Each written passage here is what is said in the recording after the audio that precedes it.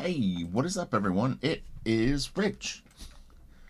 So, yesterday we looked at the art of Dishonored 2.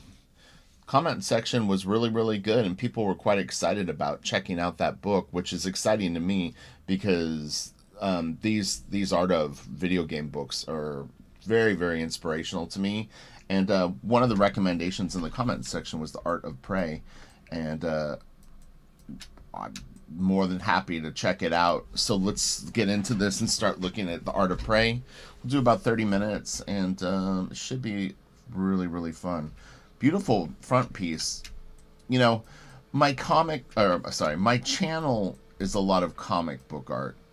So I have a lot of traditional artists. If you don't know my channel, you're just coming to check out the book.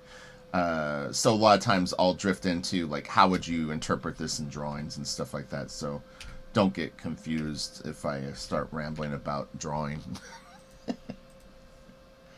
It's important. I mean, a lot of concept art is made for concept art. It's got a very specific you know reason that it's made, which is for people to be able to design the things and for it to kind of guide the construction of a game. I worked at a company called Wildstorm that created the DC Universe online game, and I watched for 2 or 3 years my office mates working on that. I was doing comic work, but then also they were working on the first Arkham Knight game, so I've seen firsthand like how this stuff is created.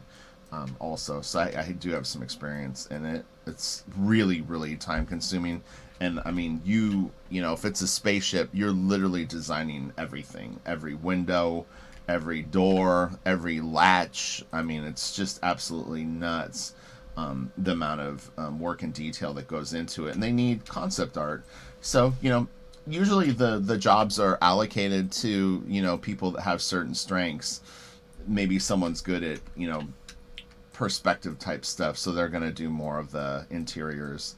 So we've got a few sections in this book. We'll try to move through as efficiently as possible, and obviously thanks to Bethesda, Dark Horse Comics, and Arcane Studios for creating this book, because it really is a huge, huge deal for us. And let's give a second to look at all the artists that contributed art, because it's very important to acknowledge them. So kind of look through the list.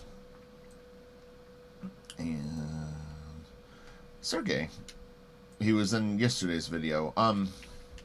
Follow a lot of concept artists online, and in fact, Anthony Jones, Robot Pencil, was one of the inspirations for me coming onto YouTube and actually starting to do more content, and even really start up a Patreon and do lessons. So this is really cool. Man, these are great.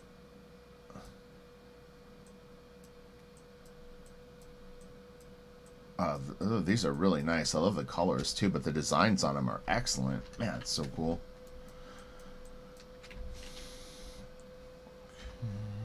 Kind of want to go in order for a little bit, so we'll.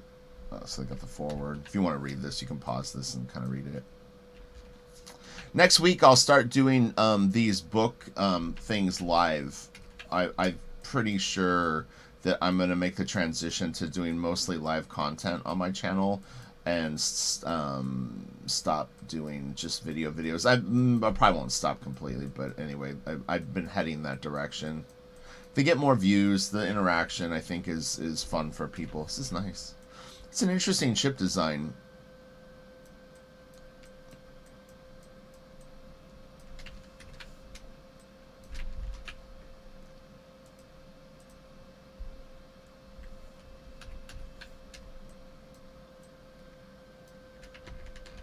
It's funny because I follow. Oh god, I hope I remember the name of the game.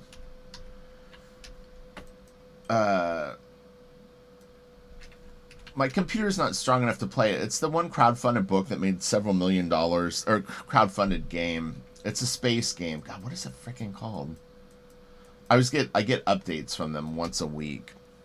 People are playing it now. I mean, you can play versions of it, and they keep updating it. What is it called? The graphics are beautiful, but I'm a huge, huge fan of like space video games. I think they're so cool. So great, like little storyboards.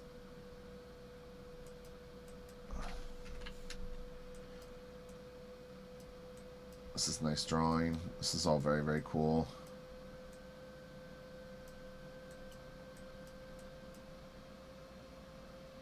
Yeah, super cool.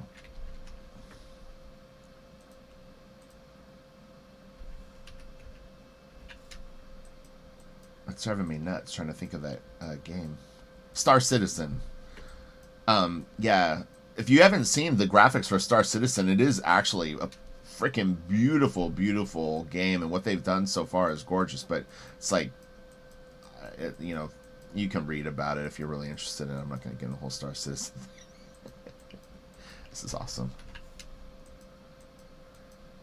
was talking about different games that I had played that had an impact on me. Another one was definitely Half-Life. I got it on PC. Man, just the scale of that game was freaking so cool. Oh my god. So fun.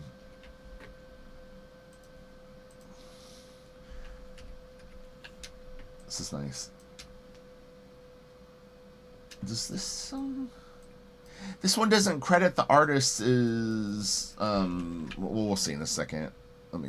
After we watch a couple pages, I'll pay attention and see if it does. I prefer when they actually credit the artist on the page. So if I was going to have a criticism of this book, if they're not doing that, I think that it's worthwhile doing it, because you have to understand the people that are buying these books are actually interested in the art and artists, and not crediting them per page doesn't really it's like showing paintings in a book and you don't have the scale, or you don't say like how large a painting is. People want to know. The people buying these books, they want to know that information. So, you know, just throwing it all in the book is cool, but it doesn't really. And I like that the Dishonored 2 book had that. This book is a little bit older than the Dishonored 2 book. This came out in 2017, so that's nice. Interesting color palette on it.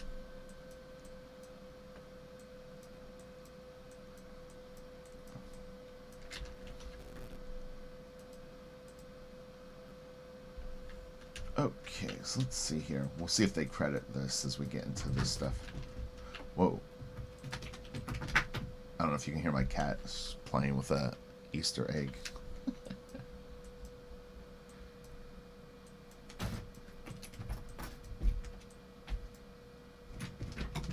Researching composition is key. Different compositions tell different stories. It is important that you tell the right story with your key art. I get questions about like composition and like how to lay out comic book pages, and I mean, in a way, this is kind of laid out like a comic book page. And it's very difficult to give just sort of simple advice on it, because the thing is just you could be asked to draw 50 million different things. You know, a low shot could create a feeling of impending doom. It could create a feeling of isolation, of being overwhelmed. I mean, this is like, there's like an intimidation factor in this piece, and almost like it feels like something is approaching from behind him. May not be, but you know, you have to really start to key in on very subtle nuances of what an image evokes from your imagination. And the more that you observe and the more that you attempt it with your own drawings, the subtleties of it will start to come out. But this is a very kind of paranoid kind of thing. This also kind of creates a feeling of impending doom, or like something is like watching him. This is pretty awesome. And then this is, you know, you've got some sort of thing coming in. But yeah, there's no really easy answer for it. I think observing is probably the best way to start to make opinions on it, because you could just defocus when you look at a piece. Like, this is kind of a boring shot, to be honest. It's very like eye level is almost smack in the middle. The walls go straight up and down. It's not a very dynamic shot. It serves the purpose of the scene, which is basically you know, this thing coming around the corner, but it's not very intense. If you move the camera down low, if the camera angle was you hunched down like right about here, in the scene. Let me grab a brush. If you were here viewing the scene and you had the shots like that, where all of a sudden this is your point of view, then the perspective would be up here, the angle might be like this, and then you've got this creature coming around the corner, sort of like, you know, looking at you or about to take out your friends. Like, that would be intimidating. But it's a pretty calm shot. This is too, but it's not really the purpose of these exact pieces. These aren't storyboards. These are more sort of like I don't know, like moments. They're like hero moments. But yeah, any time you have stuff kind of straight up and down, it's probably the most boring shot that you could choose. And this is very, I mean, like, and I'm not, it's not a criticism of the drawing itself. I'm just saying that, like, this isn't going to be great storyboards. It works for a pinup because it's very immediate. But it's got, you know, there's like some sweeping perspective here.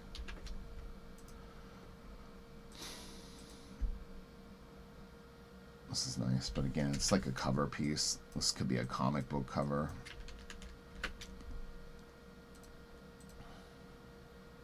Same deal. It looks like it was a spread. Or it could be like a wraparound cover. It's nice. Let's check out the guy's costume a little bit. Pretty simple. I'm all about functionality with pouches and things like this. And, I mean, this doesn't really tell much of a story in terms of, like, the actual design of this particular thing. It's like, hold like a little bit of ammo for him. It doesn't seem very functional. So you want stuff that looks cool, but at the end of the day, something that actually has like some meaning to people. Are like, damn, dude, you're savage. You're ripping apart this stuff.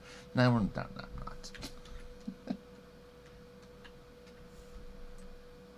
This is the cover of the book. Let's check out the gun. Interesting.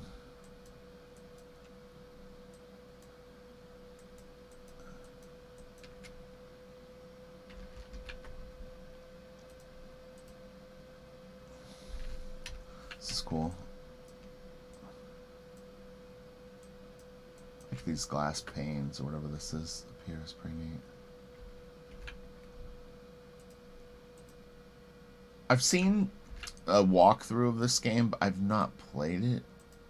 I don't think I saw the whole walkthrough, but definitely checked it out. These are cool.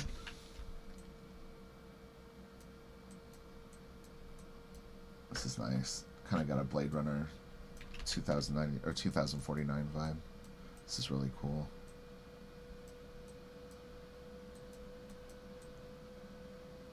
It's really neat. I like the hall, or not hallway, but you know what I mean, like how it curves down.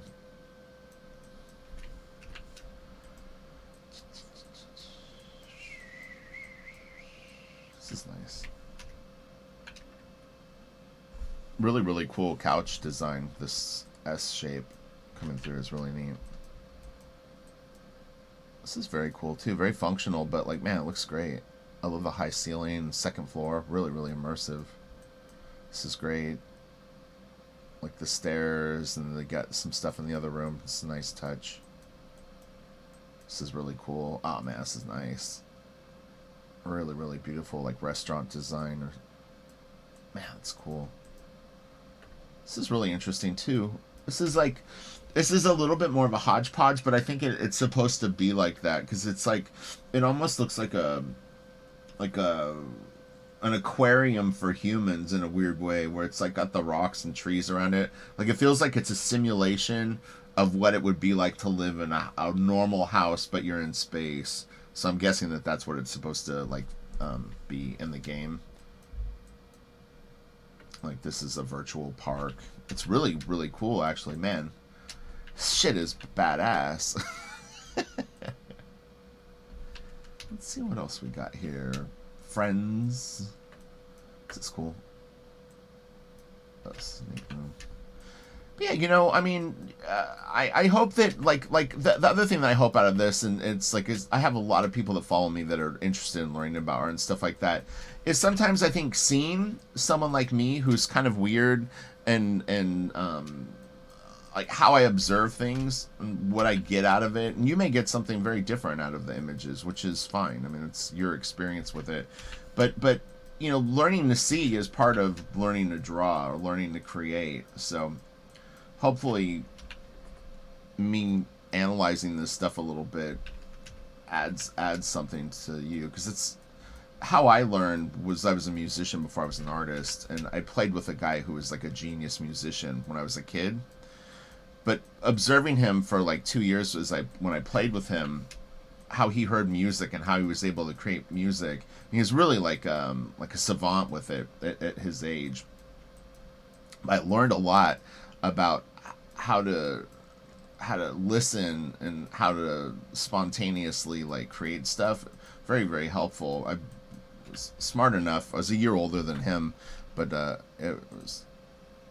I knew that I was working with someone very special, so I really paid attention to what was going on with him. But when you work with artists that are at that level too, it's the same thing. You know, watch what they do, listen to what they say, observe how they observe.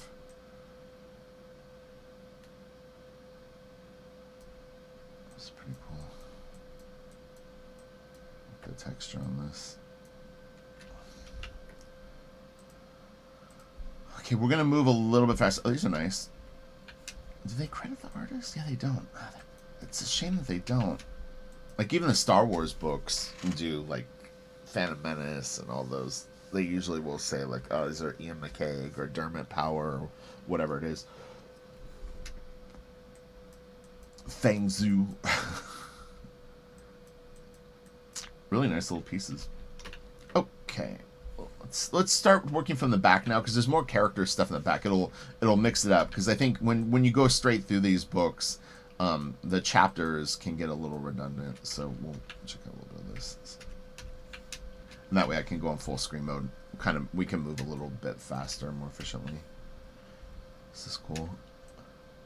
Even stuff like this, you know, you really take it for granted in a game, like how an effect is gonna generate, you know, like some sort of, you know, laser based sort of apparition or whatever it is. I mean, you know, you could do it a very generic way, or you could be very creative with the actual silhouettes and shapes that the thing creates as an effect. You know, this is just going to be like, for comics, we have a thing called Kirby Crackle, but you know, there's a lot of different ways to draw like explosive energy.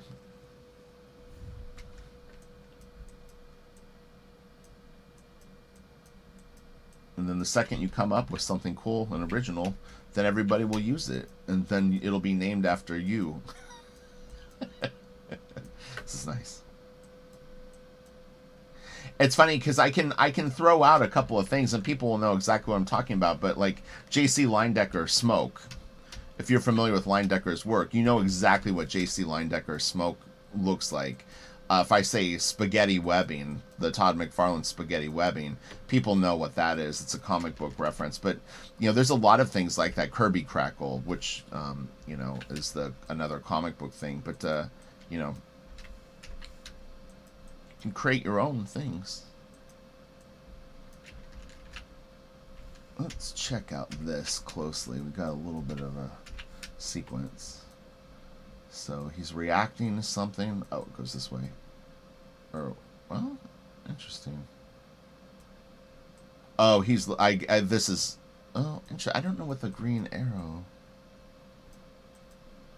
So I feel like they want us to read this left to right. Oh, let me see. Sometimes when I watch these videos back, I can like key in on it more. Oh, I think it's the... Alright, so we got this, turns. Oh, okay. Something's like coming through the wall. Interesting shift of the camera angle here. we go from sort of almost underneath this, almost really looking from his eye point of view, I think, and then they pull the camera up high to show the scale of this to him, which is a nice touch. There's no right or, the thing is there's other ways that you could direct this scene. It's one thing that I found as I started doing sequential art myself was I would basically anchor a page by one thumbnail. So if I did, like, this is a lot of panels for a page, but like say I had 16 panels to lay out, maybe in my thumbnail I like this one, I like this one, and I like this one. I can start to work around those three pieces and sort of direct the scene around that. And then sometimes maybe one won't work. But I think even with storyboards, it's kind of like that. You don't have to go from this shot to this. You could swing the camera around this way and have it over here, and maybe show them both in a shot where the thing is like here, and he is kind of somewhere here. I'm doing this with a mouse, but he could have been standing here small. Let me grab it. Oh, just grab black.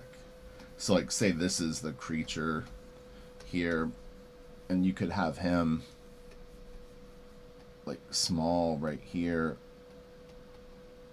having to, like looking up at it, which would be just as intimidating. It gives this thing the scale that you're trying to get, which is just the impact of it. This is really cool.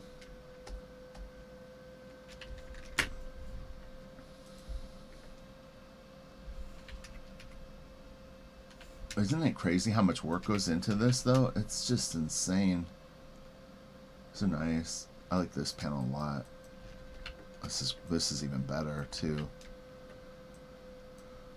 Better to me. Not that it's better. This is great.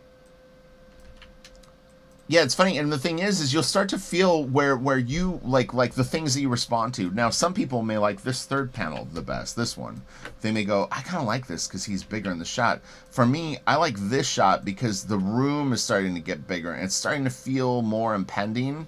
And the same with this. I like this because I really get the sense of the scale of things. But someone else might go, oh, I'd like the panel to be like this, where it's much tighter in on the shot. But that's all personal preference. There's no necessarily right or wrong with it.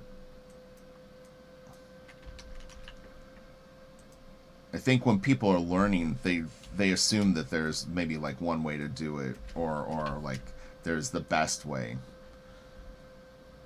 There's the best way that you can figure it out for that day. This is really cool.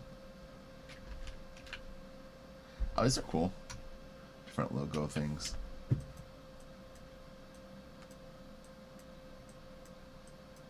Interesting. I don't have time to decide what's my favorite. That's a lot to go through. They're all pretty cool though.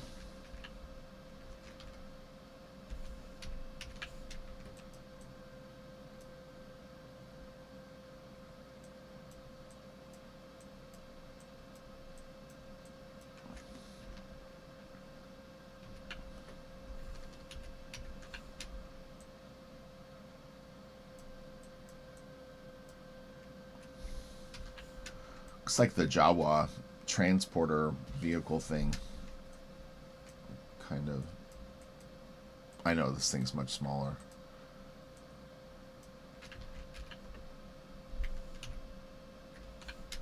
And this kind of looks like the black thing that runs around on the Death Star. Which kind of also looks like the...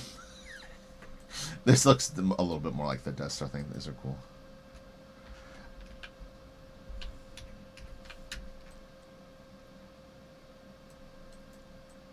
I saved a video yesterday called like "There Are No Original Ideas" or something like that. I haven't watched it. It was in reference to guitar, but I'm curious of what the guy said. I've heard that before. It's kind of like how you combine things at this point, in particular for art and design. I mean, it's like your color choices, the structure of the things that you draw. I mean, until people are super familiar with what you're up to, they're going to compare it to other stuff, and then at some point it sort of flips and it just becomes your thing. But for several years, it'll just get compared to other things. in particular, if someone's just discovering it, they have to ground it in their own mind, so they'll compare it to, like, they'll go, oh, this looks like a Dementor from Harry Potter, or it looks like the things from Death Stranding. This reminds them of Dead Space, whatever it is, you know what I'm saying.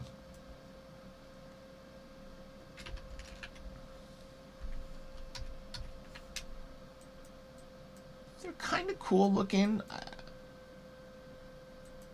I feel like I need something that makes them a little more scary. And again, I haven't played the game myself, so to say that they're not scary in the game is, it's all, I guess, how they're sort of introduced and how you sort of interact with them. But faceless stuff I don't find very scary. I always think that you have to have some sort of human, like humanoid element that gives them like a face. Sometimes no face can be intimidating, but then I think the silhouette, like Pyramid Head, is a good example of, like, doesn't have a face, but it's such a great design. This is really cool. But yeah, Pyramid is like super intimidating. It's a great, great design. In fact, we saw it. Oh, it was in the 2000 AD. If you're interested, there's I do a lot of live videos. The 2000 AD live stream that I did on Sunday with Kelsey Shannon.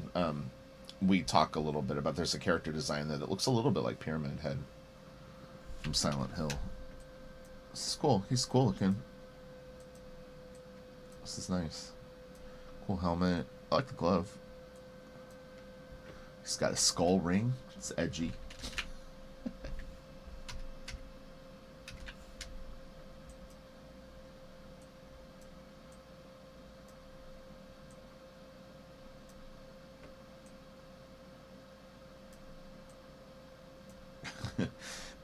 they're hooked on the this one. They put it on all the designs.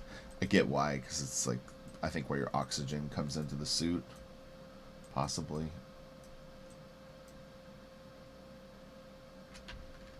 Not when you're, like, when you're out in space.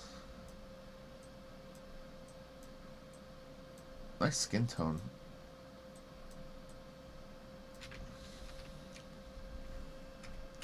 This dude looks like a troublemaker.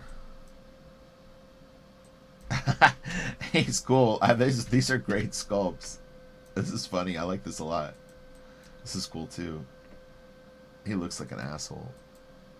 You seem like a troublemaker and someone who I wouldn't trust. But maybe you're a good guy. Looks can be deceiving, correct? Oh, she looks a little scary too. So this is interesting. I've talked about this before. So with all characters dressed in standard issue uniforms, proper hairstyling becomes essential for conveying personality. I cannot tell you, because like comic book artists, again, I'll go back to comic book artists, a lot of people will struggle with drawing hair, meaning just actually the act of drawing hair. How do you draw long hair? How do you draw curly hair? How do you have the part? How does it sit on the head? It's a drawing challenge to draw hair. But past that, when you're designing a book or something like that, the hairstyle is literally one of the most important parts of the costume. I can't tell you how hard it is to decide on good hairstyles for characters, because one, you generally have a time frame of when your thing is going on, you know what I mean? And then it's like, does the person take care of their hair? Do they have a stylish cut? Is it more like, this is a good haircut for this guy? It's a little emo, but it's pretty cool. Like, he looks a little like he lets it go. You know, this guy's obviously got a receding hairline. She's got kind of more of the, let me speak to your manager, presidential female hairstyle. But when you're talking like lead characters, like I have a character called Blaster Kid. Her hairstyle was, still to this day, I fight with exactly how I want to handle it. I have a couple of options that I've been leaning to when I draw her, but even still, you know, it's like you don't want something too generic. I think this age frame of men is one of the easiest to come up with, which is sort of the shaggy, I wouldn't call it shoulder length hair, but it's like a little long, it's a little unkempt. I mean, Blaster Kid's dad kind of has hair like this, it doesn't go behind his ear, but yeah, it's, yeah, see, he wears his hair behind his ear. It's just kind of, it sends a different message than over the ear, to be honest. It gives him a little bit of like I don't know if I'd call it youthful quality.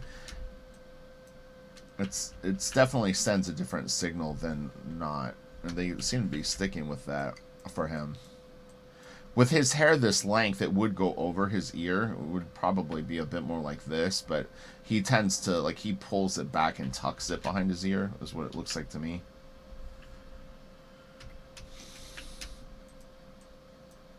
It might sound like minutia. Wait till you have to create stuff from scratch and deal with a hairstyle. It's going to be the bane of your existence. These are cool. Let's check this out.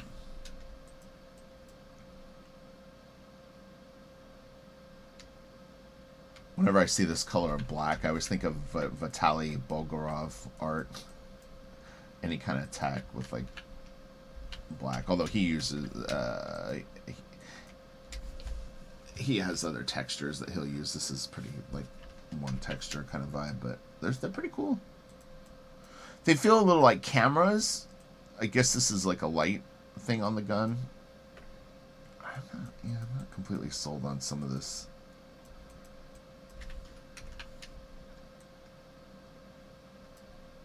Maybe they have to be light guns because it feels.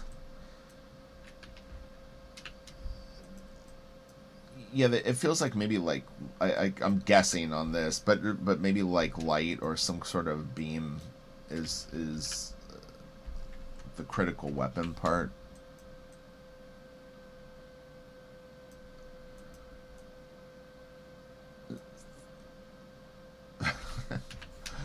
I think I saw this at Sears and Roebuck in the hardware department. I don't even, does Sears exist anymore? I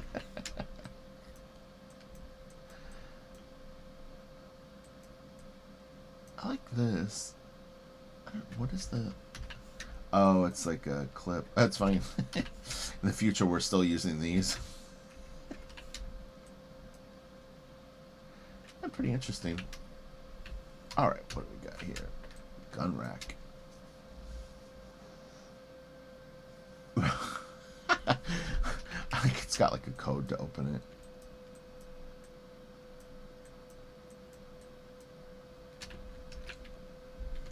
Alright. Ooh. Man, I remember I went to a friend's house one time. This was in Ohio. My band was on tour. It was my drummer's brother's house, and he was a hunter, a bow hunter, and I had never seen the arrows that they use on a hunting bow. Like it was like looked like 4 razor blades or 2 razor blades that were crisscrossed. It was so crazy. I had no idea. I pictured like a bow with like a pointy tip or something, but man, it was pretty gnarly. I didn't go hunting. I just saw the bow at his house. I was like tripping out on it.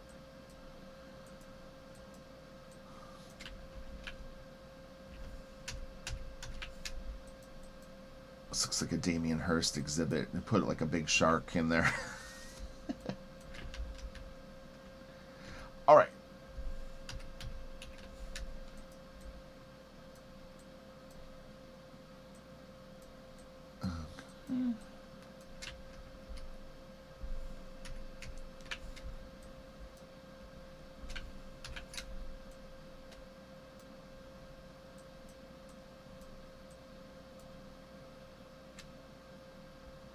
Yeah, it's interesting. The design on this game is so different than Dishonored. I mean, they're 2 very different games, but the overall like thought process of the creation, meaning not the items themselves, but this is definitely more random and more based on cool factor. This is really, really cool. Man, that's great looking. But some of the designs are pretty wacky, honestly. But I know they're trying stuff.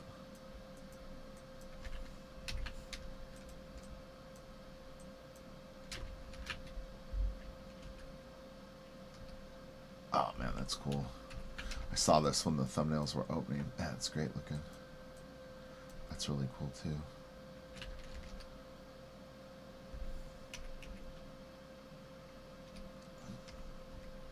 I have the Mass Effect book. I should maybe check out the Mass Effect.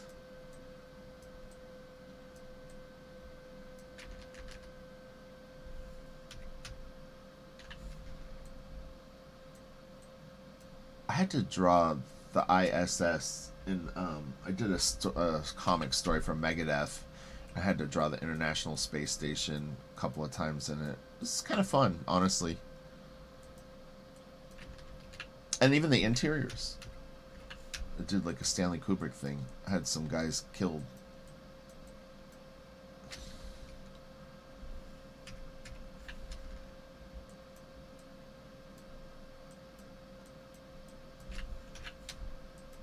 And then Vic Rattlehead came in and saved the day. He's like the Megadeth, like Iron Maiden Eddie. Like that's their mascot is Vic Rattlehead.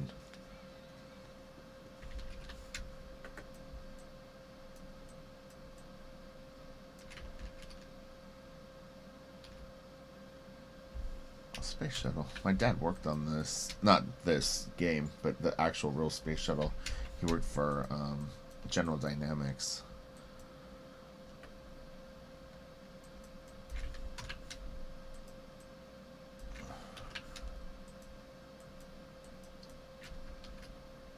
Wow, look at that.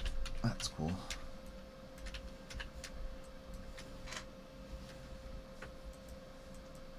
Da-na-na-na-na-na-na-na. This is some big ass cigarette butts. What is going on? The scale of that is very weird. like the size of Cheetos, like the big Cheetos. This kind of looks like a toaster oven. I know it's not supposed to be, but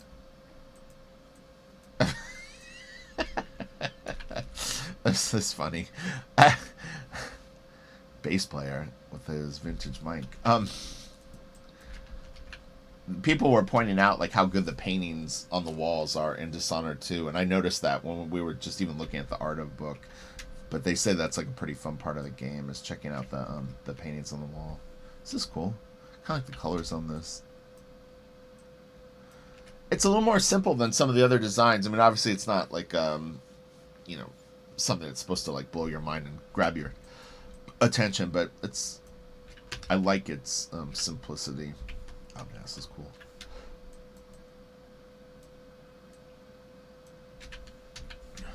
So why is this thing in the hallway? Looks like they're doing work or something. Huh.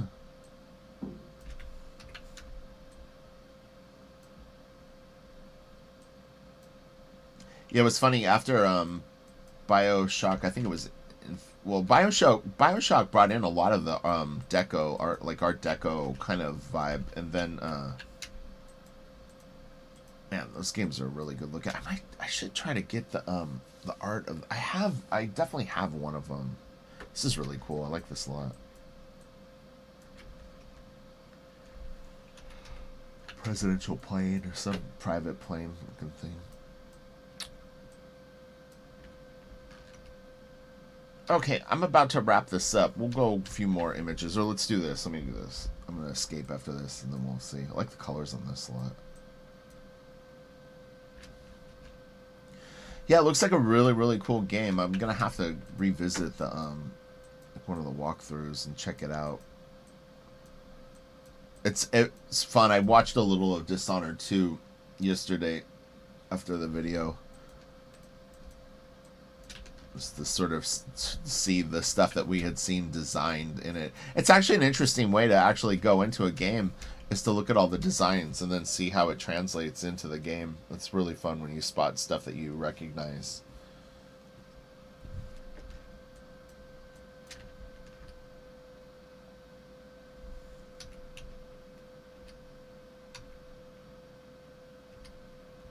Oh, that's cool. Anything with skulls always gets a cool out of me.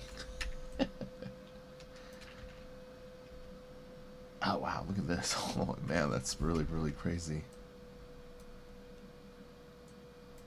Wow.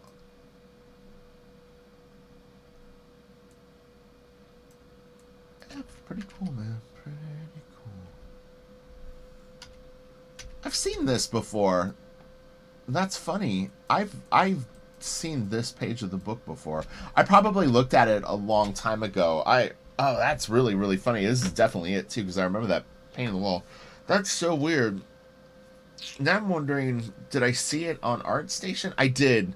I follow whoever did this art. I follow them on ArtStation, and they shared this on ArtStation. That's what it is. That's where I saw it.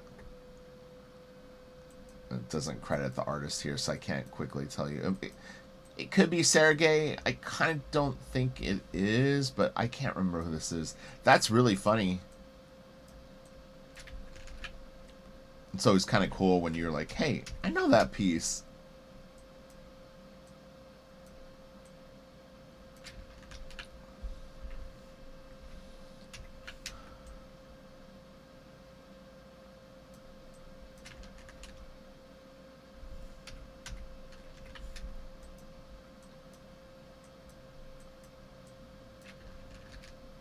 Okay, let me get out of full screen mode for a second, and we'll kind of hit a different section of the book and see what we got. So these books can be quite long. Some are short. I bum out when they're short. I was looking at one yesterday. It was only 28 pages. I've got some that are only 60 pages. They never get the full treatment. It's always kind of a bummer. I was thinking about doing the Art of American McGee's Alice, the second game. I have both books, but that's some really really cool art. Kind of Tim Burton, Michael Husser, Kevin Llewellyn Puddinhead sort of vibe. The first game came out a long time ago because I had that on frickin' CD-ROM. But the art design for those American McGee Alice games is really really cool. So that's kind of what I'm leaning towards. But if you have another suggestion, let me know. I'd be more than happy to look at them. I find these videos really really inspiring, super super educational, and just you're not gonna hurt yourself ever looking at this quality of design and art and imagination. These artists are amazing, and even though I was giving this a little bit more of a critical analysis, kind of leaning towards a Patreon video at some points, I was thinking that like on normal YouTube I generally won't get into the nuts and bolts that much, but I need to do a bunch of Patreon videos today, so maybe my head space was thinking more critically. But they're not meant to be criticisms of the art. It's to analyze what you see and be able to like come up with an opinion on it. It's not being trying to be negative or be an asshole or think that like project that I know something better. It's just my opinion today looking at it. Your gut reaction. But you need to have those instincts to be able to survive as an artist. Believe me, going to be called upon to draw a lot of different stuff or design a lot of stuff, and you can't be second guessing yourself when you're trying to create. It makes it tricky. So okay, all right, you guys have a great day. That was the Art of Prey. It was very very cool. Thank you for the recommendation, and please throw more my way, and be more than happy to do it. Well, I think we'll spend the rest of the week looking at art of books, something different. And like I said, I leaves me with a lot of just neat ideas in my head. So, all right, have a great day. I'll talk to you later. If you haven't subscribed, please do, and you know all the other things that you should be doing. Later.